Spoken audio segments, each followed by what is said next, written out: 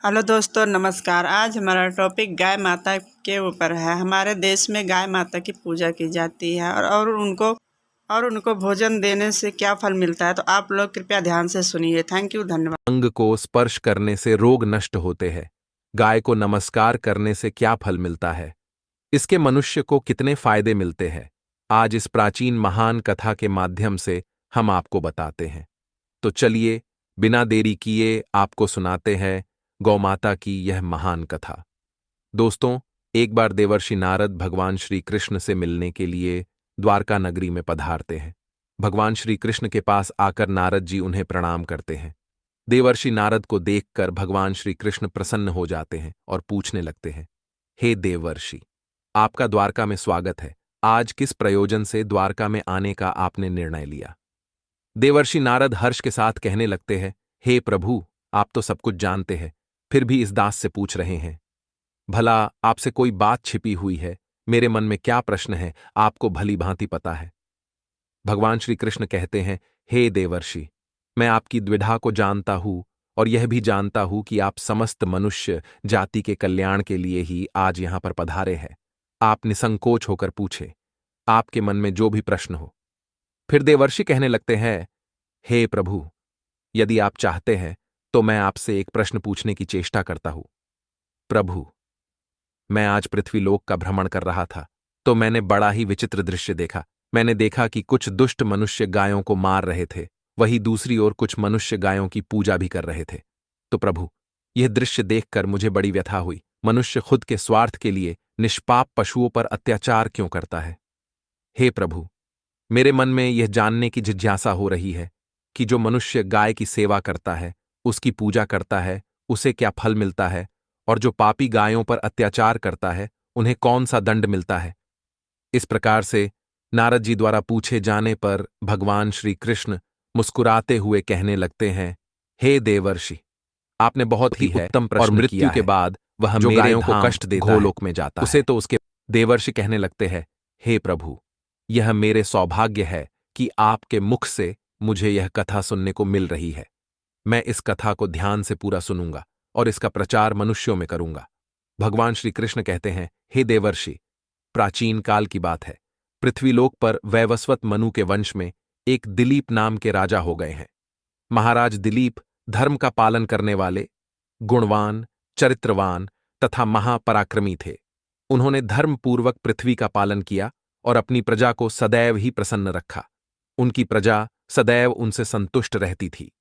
मगध देश की राजकुमारी सुदक्षिणा महाराज दिलीप की पत्नी थी। महाराज दिलीप और महारानी सुदक्षिणा बड़ी ही प्रसन्नता से रहने लगे थे, किंतु अनेक वर्ष बीत जाने के बाद भी महारानी के गर्भ से कोई संतान नहीं हुई। तब महाराज दिलीप एकांत में बैठकर सोचने लगे कि मैंने कभी कोई पाप नहीं किया है और मैंने सदैव ही धर्म के मार्ग पर चलकर ही सभी कार्य किए हैं, फिर भी मेरे किस दोष के कारण मुझे संतान प्राप्ति नहीं हो रही है।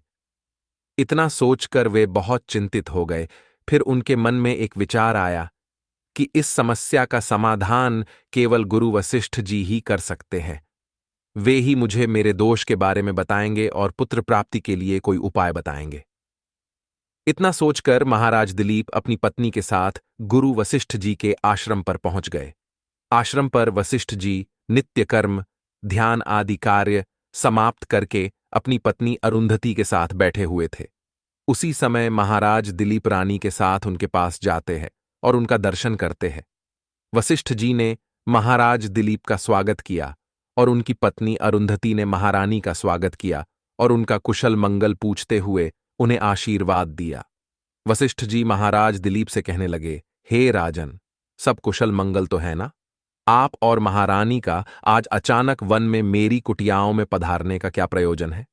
किस कारण से एक महान सम्राट को अपना राजपाट छोड़कर इस वन में आना पड़ा? इक्ष्वाकु कुल के सभी राजा महाराज पुत्र उत्पन्न करके उन्हें अपना राज्य सौंपकर तपस्या करने के लिए वन में आते हैं, किंतु आप अभी भी जवान हैं। आपने अभी अभी राज्य का कार्यभार संभाला है। आपने अभी तक पुत्र भी उत्पन्न नहीं किया है, फिर आप ऐसे अपना राजपाट छोड़कर वन में क्यों चले आ गए? ये आप जैसे महान सम्राट को शोभा नहीं देता है। फिर महाराज दिलीप कहते हैं, हे महर्षि, मैं आपके यहाँ पर तपस्या करने के लिए नहीं आया हूं। गुरुदेव, मैं आपके पास सहायता मांगने के उद्देश्य से आया हूं। कृपया आप मेरी सहायता कीजिए, मैं बहुत दुख में हूं। फिर महर्षि अगस्त्य कहते हैं, हे राजन, आपके जैसे महान सम्राट को भला किस बात की सहायता चाहिए? आप तो स्वयं सभी की रक्षा एवं सहायता करने में सक्षम हैं। महाराज दिलीप कहते हैं, हे गुरुदेव, मैं आपके पास यह जानने के लिए आया हूं कि किस दोष के कारण मुझे अभी तक पुत्र की प्राप्ति नहीं हुई है। कृपया आप अपनी दिव्य शक्ति से जानकर मुझे मेरा दोष बताइए और उस दोष के निवारण के लिए उपाय भी अवश्य बताइए। पुत्र के बिना मेरा जीवन व्यर्थ हो जाएगा, मुझे मुक्ति नहीं मिलेगी। तब महर्षि अगस्त्य कहते हैं, हे राजन, ये तो आश्चर्य की बात है, मैं अवश्य आपकी सहायता करूंगा। फिर महर्षि अगस्त्य अपनी दिव्य दृष्टि से महाराज के भूतकाल को देखने लगते हैं, तो उन्हें राजा की एक भूल के बारे में पता चलता है। महर्षि अगस्त्य महाराज से कहते हैं, हे राजन, आपसे एक बड़ी भूल हुई है जिसका आपको ज्ञान नहीं है। जब आप इंद्रलोक में देवराज से मिलकर लौट रहे थे, तभी मार्ग में एक कल्प वृक्ष के नीचे खड़ी गाय और उसके बछड़े को आपने दुर्लक्ष्य कर दिया था। वह गाय और उसका बछड़ा अत्यंत भूखे और कष्ट में थे। आपने उस कामधेनु गाय को ना भोजन कराया और ना ही उसे नमस्कार किया। उस गाय ने आपसे सहायता भी मांगी, किंतु आप अपनी प्रसन्नता में खोए हुए थे और आपको उस गाय की पुकार भी सुनाई नहीं दी। आपकी कृतज्ञता को देखकर वह गाय अत्यंत दुखी हुई और उसने आपको श्राप दे दिया है। हे राजन, जो मनुष्य गाय को कष्ट में देखकर उसकी सहायता नहीं करता, भूखी गौ माता को भोजन नहीं कराता, उसे तो महापाप लगता है और उसी गाय के श्राप के कारण आपकी कोई संतान नहीं है।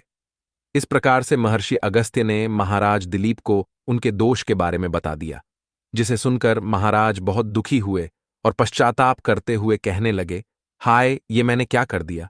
मुझ पर धिक्कार है। मेरी ही मूर्खता के कारण एक गाय को और उसके कोमल बछड़े को इतना दुख सहन करना पड़ा। मुझे तो अब राजा बने रहने का भी अधिकार नहीं है। महाराज महर्षि अगस्त्य से कहते हैं, हे गुरुदेव, मैं अपनी इस भूल को सुधारना चाहता हूं। कृपया आप ही मुझे कोई उपाय बताइए जिससे मैं इस घोर पाप से मुक्ति पा सकूं। मेरा अपराध क्षमा के योग्य नहीं है, किंतु फिर भी मैं प्रायश्चित करना चाहता हूं। फिर महर्षि अगस्त्य कहने लगते हैं, हे राजन, आप दुखी ना हो, इस दोष से मुक्ति का उपाय अवश्य है।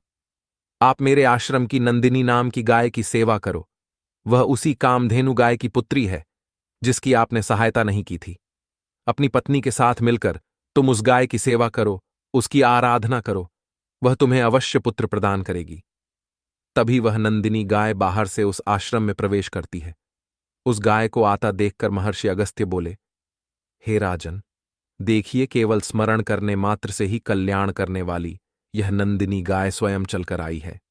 आप भाग्यशाली हैं, यह गाय निश्चित ही आपके दुख दूर करेगी। आप वन में इस नंदिनी गाय के पीछे पीछे चलकर इसकी सेवा करो, जंगल में रहने वाले हिंस्र पशुओं से इसकी रक्षा करो और आश्रम में लौट आने पर रानी सुदक्षिणा इस गाय की सेवा करे। इससे प्रसन्न होकर यह गाय तुम्हें निश्चित ही पुत्र प्रदान करेगी। फिर महाराज दिलीप ने ऐसा ही करने का वचन दिया और फिर दूसरे दिन सुबह महारानी ने गाय की पूजा की और महाराज उस गाय को चराने के लिए वन में लेकर गए। जब वह गाय चलने लगती तो महाराज उसके पीछे पीछे चलते, इधर उधर से हरी हरी घास लाकर उस गाय को खिलाने लगते। जब वह गाय किसी वृक्ष के नीचे बैठती तो महाराज भी उसके साथ बैठकर विश्राम करते। महाराज उस गाय के शरीर से डांस और मच्छरों को हटाते और अपने हाथों से उसके मस्तक को सहलाते। इस प्रकार से महाराज उस गाय की सेवा में लगे रहे। जब शाम हुई तो महाराज उस गाय के साथ आश्रम में लौट आए। आश्रम में पहुंचते ही उस गाय ने अपने खुरों से महाराज पर धूल उड़ाई, जिससे महाराज का शरीर पवित्र हो गया और उसके सभी पाप नष्ट हो गए। फिर महारानी सुदक्षिणा ने आगे आकर नंदिनी की अगवानी की और विधिपूर्वक उस गाय का पूजन किया तथा बारंबार उसके चरणों में मस्तक झुकाया। फिर उस गाय की प्रदक्षिणा करके हाथ जोड़कर वह उसके आगे खड़ी हो गई। फिर उस गाय ने उस रानी की पूजा को स्वीकार किया और रानी पर अपनी दृष्टि डालकर उसके सभी दोष समाप्त कर दिए। गाय की दृष्टि पड़ते ही रानी अत्यंत पवित्र हो गई। इस प्रकार से महाराज दिलीप को उस नंदिनी गाय की सेवा करते हुए 20 दिन बीत गए। फिर 21वें दिन महाराज जब गाय को लेकर वन चले गए तो वह गाय चरते चरते हिमालय पर्वत पर चली गई और महाराज भी उसके पीछे पीछे चले गए।